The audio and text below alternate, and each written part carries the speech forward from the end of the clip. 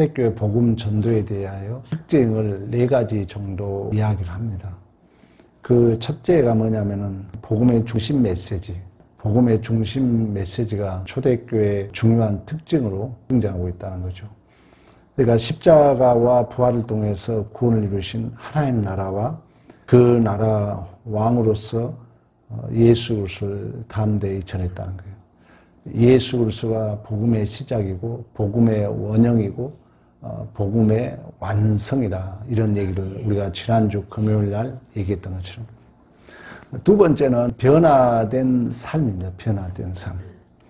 그러니까 예수 그리스도의 십자가 그 죽음과 부활 이전에는 제자들이 그 예수님에 대한 복음에 대한 확신이 없었잖아요. 그래 이제 예수 그리스도의 부활을 목적한 후에 첫째로 이 제자들이 두려움이 없었어요. 엄청난 그 박해와 죽음에도 담대히 복음을 전하는 변화된 삶, 세상에 기죽지 않고 이 변화된 삶이 그 초대교회 복음 전도의 중요한 특징이라는 거죠. 세 번째는 배타적 충성의 요구입니다. 다시 말하면 오직 예수 그리스도만을 주 되심, 그리고 그 예수 그리스도만이 그리스도 되심, 메시아 되심, 그리고 오직 다른 이름으로 구원을 준 적이 없다. 그러니까 이 참된 그 복음, 다시 말하면 그 배타적인 복음, 화해할 수 없는, 다른 종교와 타협할 수 없는 오직 예수, 이 복음이 참다운 핵심을 끌어낸 줄로 믿습니다. 초대교회 복음의 중요한 특징이라는 거예요. 어떤 것과 타협할 수 없는 오직 예수 그리스도. 네 번째는 평신도와 전도와 성령의 능력입니다. 다시 말하면 초대교회에는 엄청난 박해가 있었잖아요. 로마 그 시대에 우리 알고 있지 않습니까? 폴리캅, 다음 시간 폴리캅에 대한 얘기를 좀 하겠습니다만은.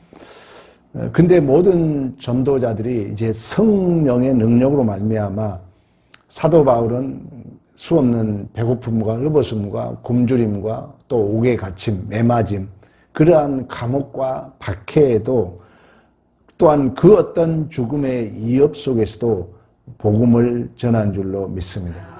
그러니까 초대교회의 그 50년 역사의 복음의 특징이 그런 4가지.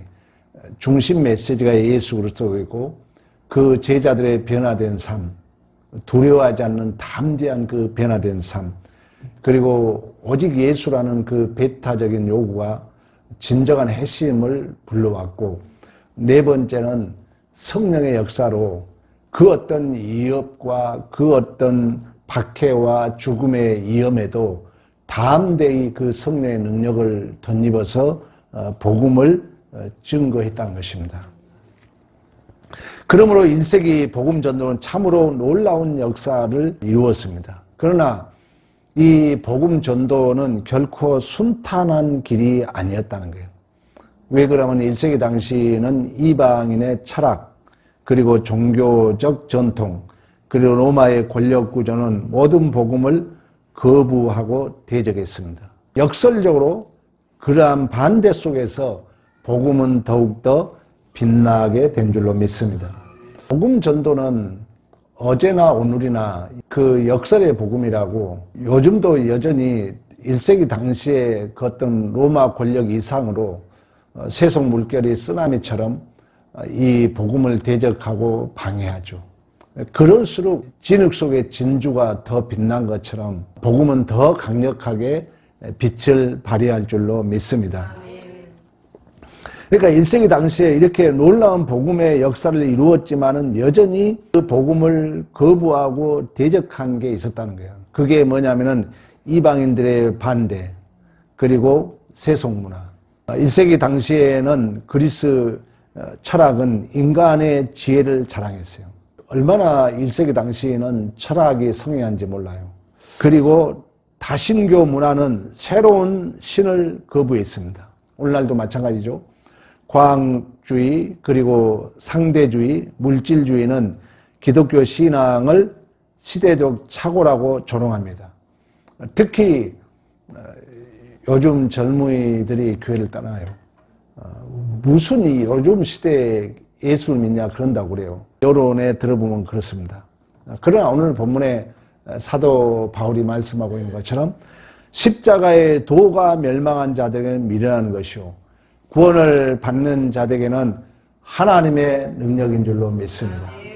십자가가 참 미련해 보이고 또 손해보는 것 같고 또 십자가는 참으로 억울한 것 같지만 도가 멸망한 자의 때는 그렇게 보이지만 진실로 구원을 받은 자들에게는 그 십자가가 하나님의 능력이라는 것입니다.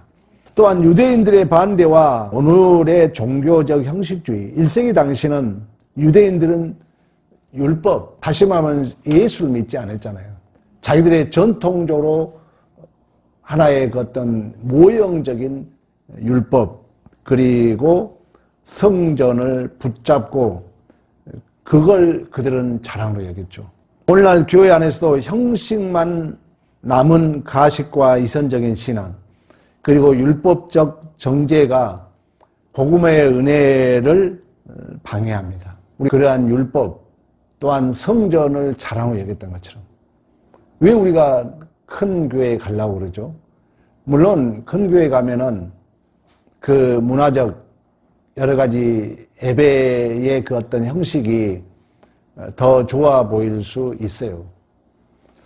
그러나 우리가 잘못하게 되면은 그러한 율법과 또한 그러한 성전이 하나님의 은혜를 방해한 것처럼 신앙생활을 우리가 잘못하게 되면은 하나님을 옳은 걸로만 알 수 있다는 거예요.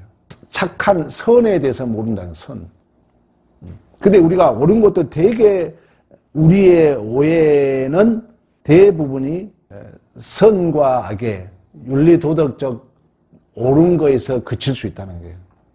그래서 신앙이 초보 단계일수록 교회 내에서 옳은 것 틀린 것을 따지기를 좋아하죠. 그러나 우리가 나이가 먹어보면은 그래서 어떤 그 주석가는 그런 얘기를 해요. 손자를 낳아봐야 된다. 아들 때까지는 아들이 옳고 그런 것 때문에 미운 감정이 있을까 없을까? 있어요. 그래 이제 손자, 손녀를 낳아보면은 무엇을 해도 이뻐요. 옳고 그런 것을 절대로 손자, 손녀 앞에는 들이댈 수가 없어요. 그 말은 뭐예요? 내가 더 성숙하고 깊어져야 된다는 거예요. 아들 때까지는 미운 감정이 있어요. 왜? 내 마음에 안 들어요. 그리고 막 틀린 것이 보여요. 그래 이제 손자, 손녀를 낳게 되면은 그 과정 속에 누가 큰 거예요?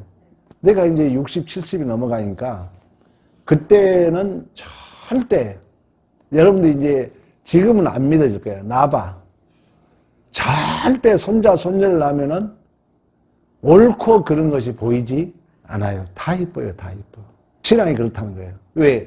아비의 진정한 마음인 줄로 믿습니다. 그리고 이러한 복음은 절대 믿음과 은혜예요. 예수가 누구의 우선호죠? 그렇지. 아브라함과 다윗. 아브라함은 뭘 상징해요? 믿음이지. 믿음의 조상. 다윗은 뭘 상징해? 방금 얘기했는데 은혜, 은혜. 그렇지. 은혜 언약 다윗에게 주잖아.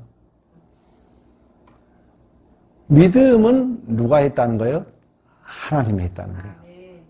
아브라함이 자식이 없어 엄마할 때 하나님이 약속하잖아요. 근데 아브라함 믿음이 좋아져 나빠져? 나빠지잖아. 믿음도 우리가 이제 생각하는 믿음에 이게 참 생각이 많아요. 믿음은 그래서 어떻게 조작적 정을 내주냐면 믿음은 도깨비 방망이 아니라는 거예요. 믿음은 내가 주체가 아니에요. 믿음이라는 누가 했다는 거예요? 하나님이 했다는 거예요. 하나님이. 그래서 아브라함과 다윗의 자손 예수예요. 그래서 아브라함이 믿음이 좋아져요? 나빠져요? 나빠지잖아. 원망하고 비웃고 못 믿어서 하갈하고 이스마엘을 출생하잖아요. 하나님이 이제 그 아브라함의 믿음의 조상이라는 것은 뭐예요? 맞아. 누가 했다? 하나님이 했다는 거예요. 그래서 여호와 이레가 나오는 거예요. 그 씨로 예수를 세우셨어요. 다윗도 마찬가지. 그러면 다윗의 은혜가 항복되려면은 다윗에 뭐가 드러나야 될 거예요? 죄가 드러나야 되는 거예요. 그러니까 다윗같이 나쁜 죄가 없잖아요. 아니 전쟁 중에 자기의 국방부 장관 아내를 간음하고 그걸 숨기기 위하여 그 우리아를 전쟁터로 보내 죽이잖아요. 그리고 자 다윗이 그뿐만 아니에요. 완전히 나는 을을 하나도 내놓을 만한 것이 없다는 거예요. 그래서 자기뿐만 아니라 자기 자식들마저도 아들이 자기 딸을 간음하고 아들이 아들을 죽이고 아들이 아버지를 반역하고 하나님 앞에 내놓을 게 있어 없어? 없어. 그래서 다윗이 나중에 어떤 고백하죠? 하나님이 원하는 것은 우리의 제사가 아니라 상한 심령이다. 은혜라는 거 은혜. 그래서 믿음과 은혜의 대표 아브라함과 다윗의 자손 누구다? 예수 그리스도다. 그래서 신앙은 항상 이 믿음과 은혜예요. 그래서 신앙생활은 의무가 아니라 기쁨이고 사랑의 반응이고 명예롭고 복 있는 교회인 줄로 믿습니다. 왜? 그 믿음의 자리에 그 은혜의 자리에 우리를 초대했기 때문에. 세 번째는 로마의 반대와 권력 구조, 사회 구조. 당시 1세기 당시 로마 제국 황제 숭배를 거부한 그리스도인들을 박해했습니다. 오늘날도 마찬가지죠. 직접 박해는 없지만 쓰나미처럼 밀려오는 정치, 권력, 이념, 세상의 가치 이러한 것들이 물리적인 박해는 없지만 우리의 마음을 억압해 오잖아요. 이건 체계, 세상적 체계, 시스템, 언어적 구조, 그리고 응시, 거울 이렇게 비유하는 거예요. 근데 이런 것들이 우리를 뭐에 온다고요? 억압에 온다는 거예요. 근데 이러한 것이 내 존재를 진실로 규명할 수 없다는 거예요. 그러니까 복음만이 구원이 있는 거예요. 그러니까 복음을 들으면은 그러한 세상적 억압으로부터 내가 자유를 누린 줄로 믿습니다. 근데 그걸 복음을 못 들으면 그러한 것에 나도 방어적 응시자로 서야 되니까 가짜 거울에 나를 자꾸 빛을 나니까 세상적 시스템에 내가 어떻게 좀 잘 보여볼까 하다가 내 마음에 아픔과 상처만 쌓이는 거예요. 그게 이제 쌓이고 쌓이면은 이제 정신 혼란이 오는 거예요. 요즘 우리 청소년들 심각하다 그러잖아요. 그러나 예수 그리스도만이 길이요 진리요 생명이며 우리의 목마름을 채워줄 수 있는 영생수가 되신 줄로 믿습니다. 우리 오늘 새벽에 예수만이 영원한 우리의 생명의 떡이 된다는 거예요. 네 번째는 우리가 이러한 복음의 매력, 또한 오늘날 우리 교회가 이러한 그 복음의 매력, 그리고 사랑과 섬김, 순결한 삶, 부활에 대한 확신이 사람들을 끌어당기게 된 줄로 믿습니다. 초대교회 복음의 아까 네 가지 특징으로 말미암아 복음이 급속도로 변화됐지만 그러나 역설적으로 이러한 반대도 있다는 거예요. 그러나 그 안에 또 역설이 있는 거예요. 역설과 역설, 계속 반전 반전이야.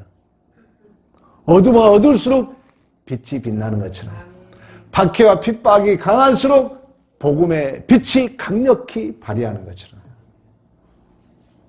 세상적인 부정적 조건과 그 부정적 환경이 복음을 더욱더 빛내게 하시며 우리를 더욱더 빛내게 하신 줄로 믿습니다.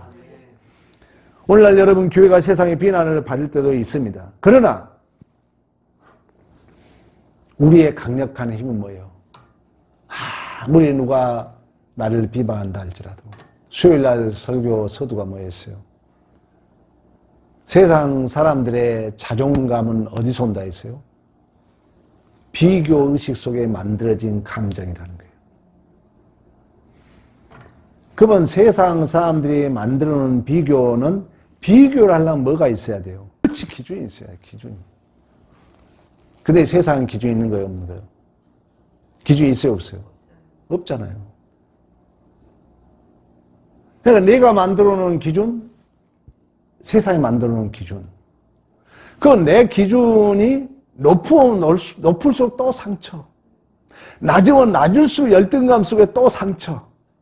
자존감 없는 거예요, 그러니까. 그러니까 우리 청소년들이 이 간단한 진리를 모르니까 다 기죽어 있는 거예요. 우리 신앙인들도 예수를 믿는다 하지만 자존감은 세상 사람들은 비교 의식 속에 만들어진 감정이라는 거예요. 그런데 비교하려면 방금 대상이 있어야 되고 기준이 있어야 되는데 내가 정해놓은 기준이 애매해. 그리고 세상의 기준은 어마어마해. 이거 중구를 안 봐. 어디에 맞출 줄 몰라. 이게 바벨탑이고 이게 가인이 쌓은 에녹의 성이라는 거예요. 그래서 내 마음에 상처, 아픔. 여러분 자존감 있어요? 그러나 우리는 우리의 기준은 누구라고요? 예수. 토부, 보시기에 심히 좋았더라. 선. 그러면 이 기준에 내가 세월이 가면 갈수록 내가 깊어져. 내가 넓어져. 내가 예수의 충만으로 채워져. 우리의 진정한 자존감인 줄로 믿습니다. 이 자존감이 세상 어느 거에서 빼앗기지 않는다는 거예요. 그래서 우리 교회에 내가 계속 예수 얘기하는 거예요. 이게 안 채워지면 나이가 먹을수록 우울감 와버려요. 내 마음 잡아버려요. 지옥 사는 거예요. 우리의 진정한 자존감은 예수 그리스도가 기준이 되어서 내가 세월의 분량만큼이나 예수로 말미암아 내가 깊어지고 내가 넓어지고 우리의 가장 큰 힘이자 능력이자 우리의 진정한 내면적 자아인 줄로 믿습니다. 예수 닮는 것보다 더 큰 힘이 어디 있냐고요. 그게 최고의 자랑이야. 최고의 능력이야. 그러나 이제 세상은 좀 더 이제 담대함을 가져야지. 분명히 하나님이 우리에게 가는 진정한 복입니다.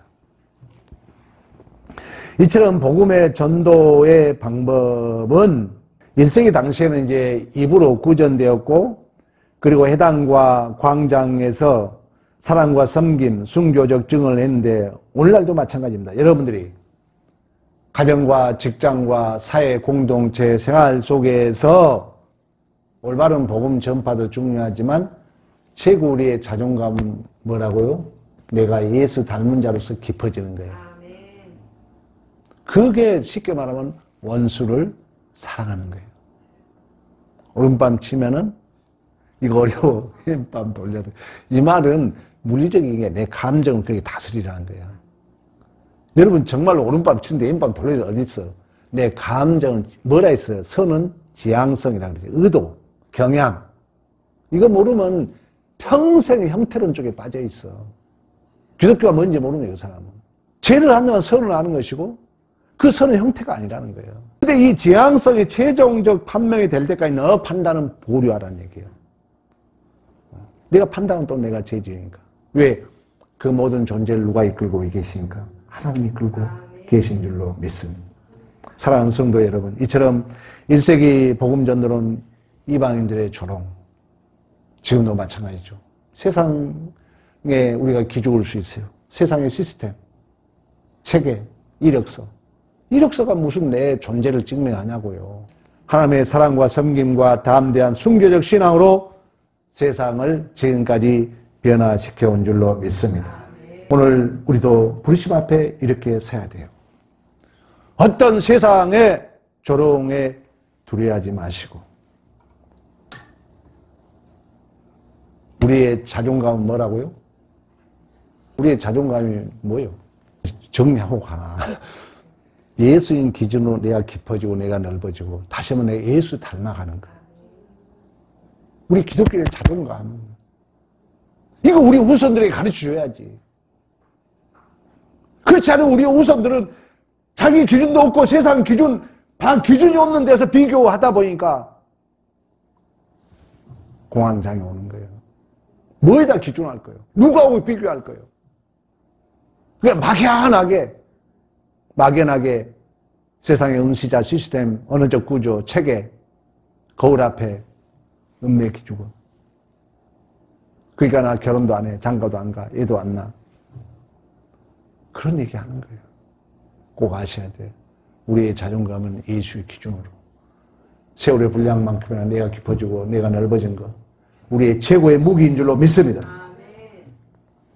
종교적 형식주의에 빠지지 말고 우리는 하나님이 우리의 제사보다도 우리의 상한 심령을 원하신 줄로 믿습니다.